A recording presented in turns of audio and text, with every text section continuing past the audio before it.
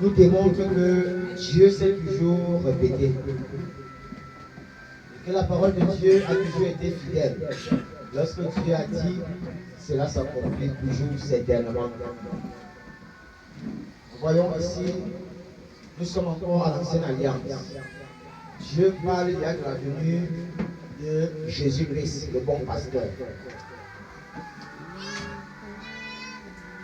Dieu a horreur de ces pasteurs qui sont loués dans la chair. Ils sont encore victimes totalement de la chair.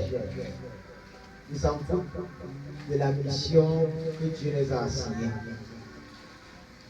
Ézéchiel ici, c'est un prophète qui s'est manifesté à Jérusalem à la première déportation. C'est-à-dire lorsque Jérusalem, Dieu livre Jérusalem à Babylone, on saisit les premières personnes. Parmi les premières personnes, Ézéchiel se trouve là-dedans.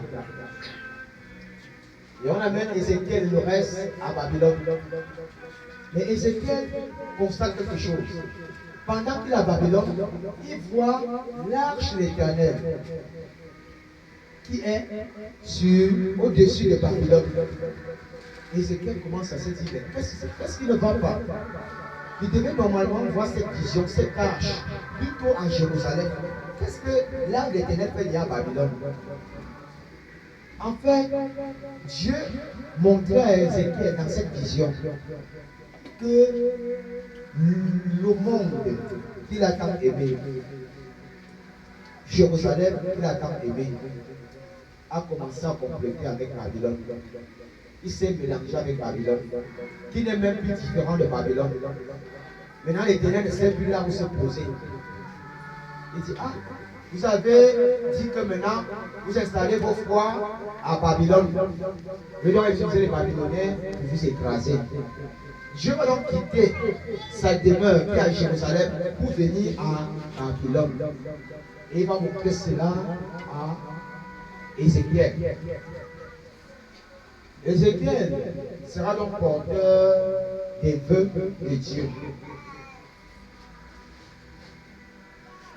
Alors, Dieu va lui montrer comment certains hommes de Dieu marchent très mal avec son peuple. Ici, Dieu nous donne la définition du bon berger, du bon pasteur. Comme tout le monde a les devoirs, l'homme de Dieu a aussi les devoirs.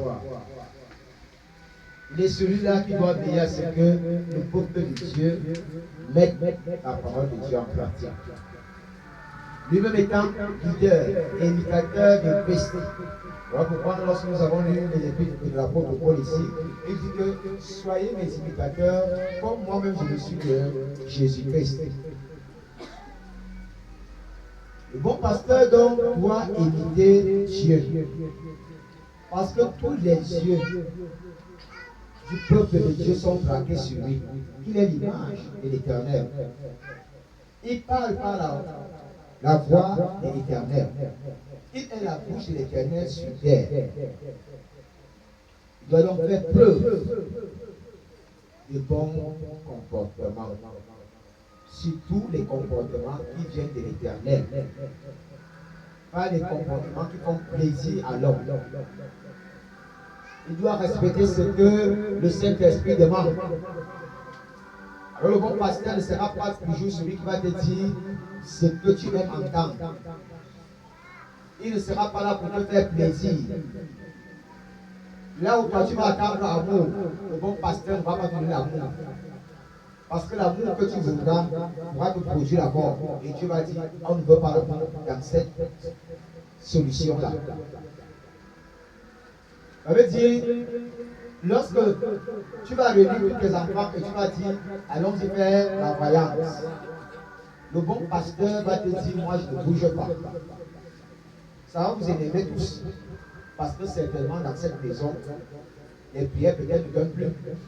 Et vous avez tourné le dos à l'Éternel. Et le bon pasteur va vous dire, moi je ne tourne pas le dos à l'Éternel. ça va vous énerver. Il n'est pas là pour faire plaisir au groupe. Il est là pour faire plaisir à l'Éternel.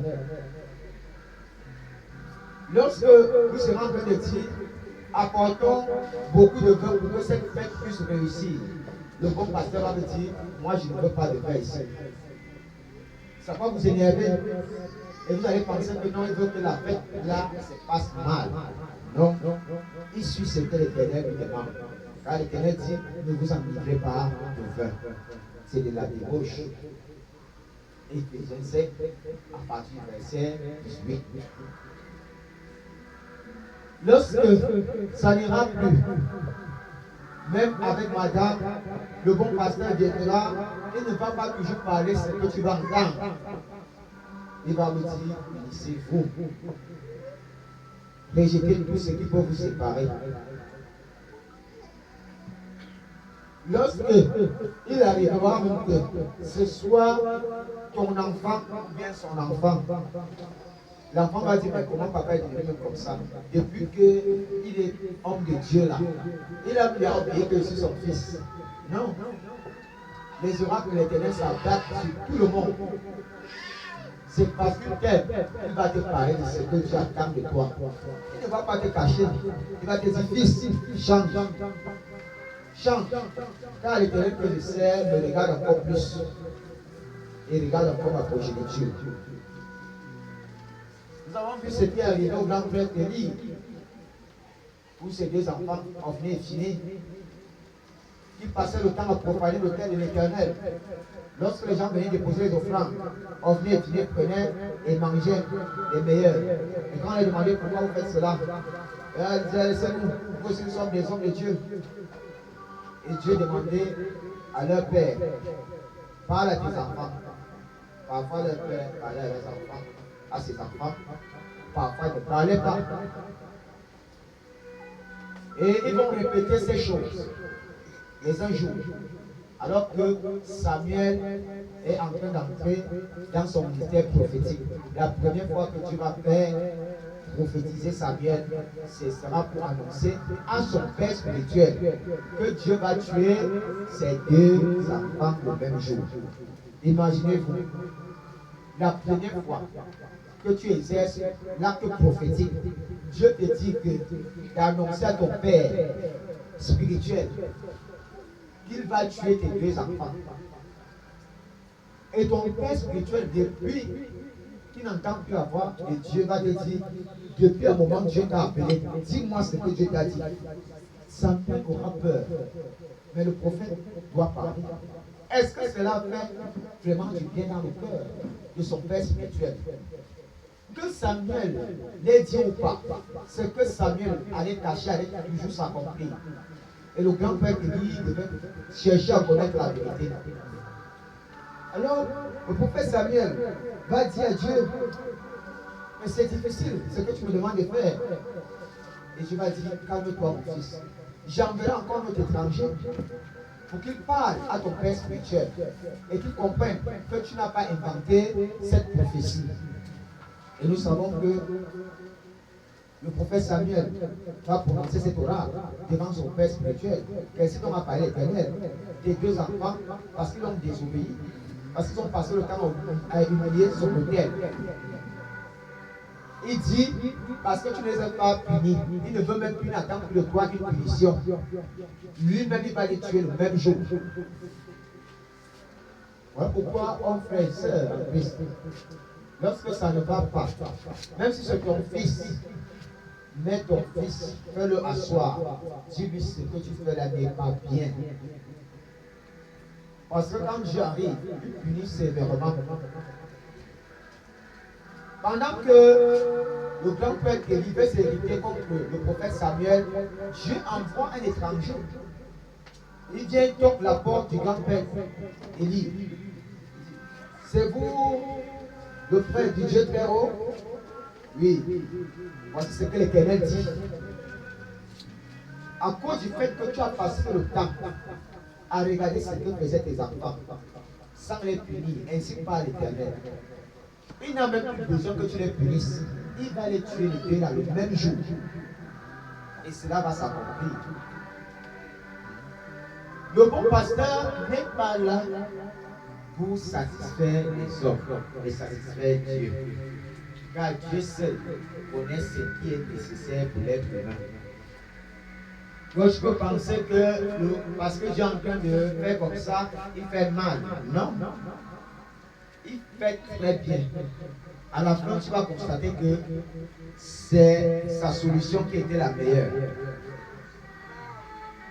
Alors, dans l'Ézéchiel ici, Dieu réprimande ses pasteurs qui passent le temps seulement à prendre les offrandes. Ils ne font rien. Offrande. On met de la nourriture, les gars mangent. Comment ça s'embellit? Ça vit très bien. Ils ont tout. Pendant que le peuple de Dieu maigrit. Le peuple de Dieu maigrit comment? Pas de parole. Voilà pourquoi, à chaque fois que tu vas aimer, là on va te dire que tu auras ça. Tu seras dans la bénédiction. Cela ne veut pas dire que cela est interdit. Mais si